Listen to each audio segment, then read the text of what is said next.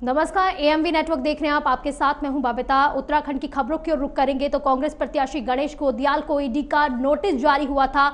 तो कांग्रेस प्रतिनिधिमंडल संयुक्त निर्वाचन अधिकारी से मिला है। तो गढ़वाल लोकसभा सीट से कांग्रेस प्रत्याशी है गणेश गोदियाल। तो नोटिस मिलने के बाद कांग्रेस दल मिलने पहुंचा है। तो संयुक्त निर्वाचन अधिकारी नमामि बंसल से उन्होंने मुलाकात की है। इसी बीच कांग्रेस प्रतिनिधिमंडल ने संयुक्त निर्वाचन अधिकारी से इस पर बात भी की है। तो कांग्रेस प्रत्याशी गणेश गोदियाल को ईडी का नोटिस जारी हुआ था। तो कांग्रेस प्रत्याशी प्रतिनिधिमंडल संयुक्त निर्वाचन अधिकारी से मिलने पहुंच गया है। गढ़वाल लोकसभा सीट से कांग्रेस प्रत्याशी है गणेश गोदियाल। तो नोटिस मिलने के बाद कांग्रेस दल मिलने पहुंचा है। संयुक्त निर्वाचन अधिकारी नमामि बंसल से आज उनकी मुलाकात होने वाली है। इसी बीच कांग्रेस प्रतिनिधिमंडल ने संयुक्त निर्वाचन अधिकारी से इसको लेकर बात भी की है। आपको बता दें कि ईडी ने 3 नोटिस उनको भेजे थे। तो इसी बीच जो है महाराष्ट्र में उन्हें महाराष्ट्र के थाने में उन्हें पेशी के लिए भी बुलाया गया था। तो कांग्रेस प्रत्याशी गणेश गोदियाल को ईडी का नोटिस जारी हुआ है। तो इसी बीच में कांग्रेस प्रतिनिधिमंडल संयुक्त निर्वाचन अधिकारी से मिलने पहुंच गया है। गढ़वाल लोकसभा सीट से कांग्रेस प्रत्याशी है गणेश गोदियाल। तो नोटिस मिलने के बाद कांग्रेस दल अब मिलने पहुंच गया है संयुक्त निर्वाचन अधिकारी से। तो संयुक्त निर्वाचन अधिकारी नमामि बंसल से आज उनकी मुलाकात होने वाली है। इसी बीच कांग्रेस प्रतिनिधिमंडल ने संयुक्त निर्वाचन अधिकारी से बात भी की है।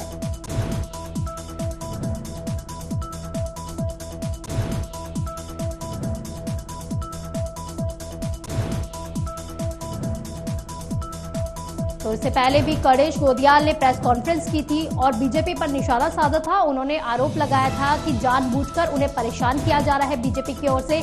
ईडी का दुरुपयोग करने का भी उन्होंने बीजेपी पर आरोप लगाया था और कहा था कि वो जानते हैं कि कांग्रेस पौड़ी से जीत जाएगी, इसीलिए उन्हें परेशान करने का ये प्रयास किया जा रहा है ईडी द्वारा। तो अब कांग्रेस प्रत्याशी गणेश गोदियाल को कुछ समय पहले ही ईडी ने नोटिस जारी किए थे। 3 नोटिस उनको दिए गए थे और पेशी के लिए बुलाया गया था। इसके बाद अब कांग्रेस प्रतिनिधिमंडल संयुक्त निर्वाचन अधिकारी से मिलने पहुंच गया है। तो ज्यादा जानकारी के लिए यूपी के ब्यूरो चीफ हमारे से जुड़ गए हैं पवन। कांग्रेस प्रत्याशी गणेश गोदियाल को ईडी का नोटिस जारी हुआ है और कहा जा रहा है कि आज कांग्रेस प्रतिनिधिमंडल संयुक्त निर्वाचन अधिकारी से मिलने पहुंचा है। बबीता, पिछले दिनों इनकम टैक्स के अधिकारियों के द्वारा उनके घर पर जो गणेश गोदियाल है पूर्व कांग्रेस के प्रदेश अध्यक्ष रहे हैं और वर्तमान में पौड़ी लोकसभा से प्रत्याशी है कांग्रेस के, उनका काफी पुराना मामला था जिसमें उनके जो इनकम टैक्स की जो टीम है उनके द्वारा उनके घर जाकर के उनको एक नोटिस जारी किया गया था, जिसको लेकर के गणेश गोदियाल ने प्रेस कॉन्फ्रेंस भी की थी।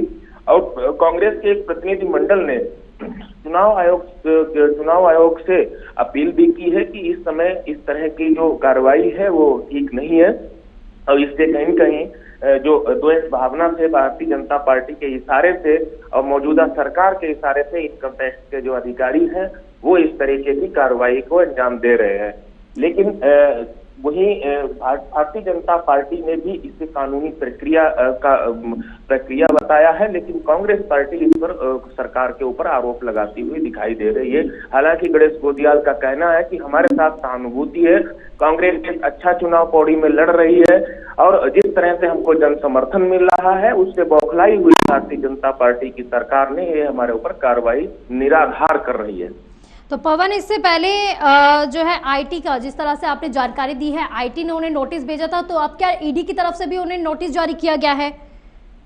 नहीं बबीता, ईडी की तरफ से ऐसा कोई नोटिस जारी नहीं किया गया है, लेकिन इनकम टैक्स का मामला है और ये काफी पुराना मामला है क्योंकि जब मुंबई में कांग्रेस की सरकार थी उस समय गणेश गोदियाल भी वहां पर, क्योंकि गणेश गोदियाल के तमाम जो व्यापार से संबंधित है वो मुंबई में काम करते थे, उनका मुंबई में व्यापार है और उसी के तहत इनकम टैक्स से संबंधित मामला था। वही इनकम टैक्स के अधिकारियों के द्वारा नोटिस जारी किया गया था, जिसको लेकर के गणेश गोदियाल ने आरोप लगाए। जी, तो क्योंकि 19 मार्च को आईटी का नोटिस जारी हुआ था, 3 नोटिस आए थे जिसमें उनकी पत्नी और फर्म के नाम पर भी जो है नोटिस जारी किया गया था।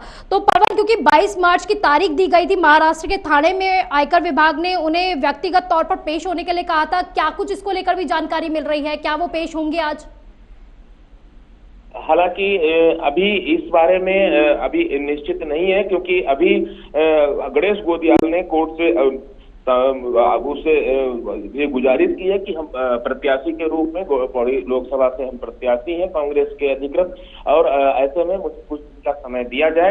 अब जो आयकर विभाग, मुंबई आयकर विभाग के द्वारा उस पर क्या निर्णय लिया जाता है, अभी इस पर कुछ स्थिति क्लियर नहीं है। हालांकि गणेश गोदियाल अभी आज जो आयकर विभाग के द्वारा नोटिस दिया गया था वहां शायद अभी नहीं पहुंचेंगे, और उन्होंने अभी आगे के लिए समय मांगा है। तो पवन, क्योंकि कांग्रेस प्रतिनिधि मंडल भी आज निर्वाचन आयोग में मुलाकात करने पहुंचा था, शिकायत भी की गई है, निर्वाचन आयोग की तरफ से क्या कुछ कहा गया है उनको?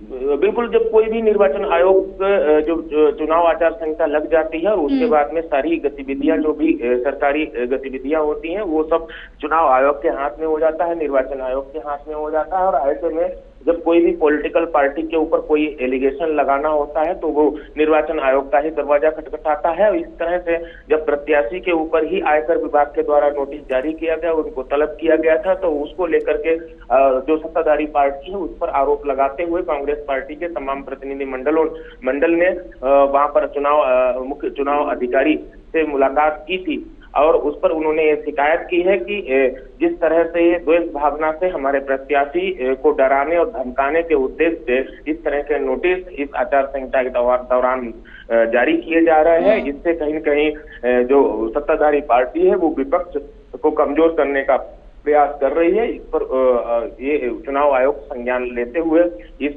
नोटिस को खारिज करे और आगे के लिए इसको भी समय दिया जाए। तो क्या कहा जाए, क्योंकि पवन नोटिस भी जारी हो गया है और आज पेशी भी है, और वो तो अभी थोड़ी देर में पता चलेगा, तस्वीरें साफ होंगी कि पेश होंगी या फिर नहीं। लेकिन कांग्रेस के लिए कितना बड़ा झटका है, क्योंकि गणेश गोदियाल काफी सक्रिय भी है और अगर देखा जाए काफी बड़े नेता भी है, और इससे पहले उन्होंने हालांकि चुनाव के लिए मना कर दिया था कि वो लोकसभा चुनाव नहीं लड़ेंगे, संसाधन ना होने का उन्होंने जिक्र भी किया था, लेकिन उसके बाद अब वो कांग्रेस की तरफ से लड़ भी रहे हैं और अचानक से उन्हें नोटिस भी भेज दिया गया है।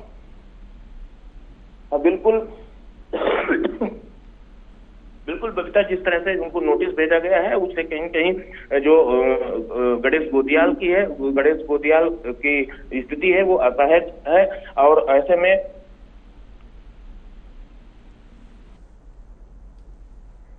चलिए, बहुत बहुत शुक्रिया पवन आपका इन तमाम जानकारी के लिए। तो कांग्रेस प्रत्याशी गणेश गोदियाल को ईडी का नोटिस जारी हुआ है। अब थोड़ी ही देर में तस्वीरें साफ हो जाएगी कि आज उनकी पेशी होनी है, क्योंकि तो आज वो पेश होंगे या फिर नहीं, थोड़ी ही देर में ये तस्वीरें साफ हो जाएगी।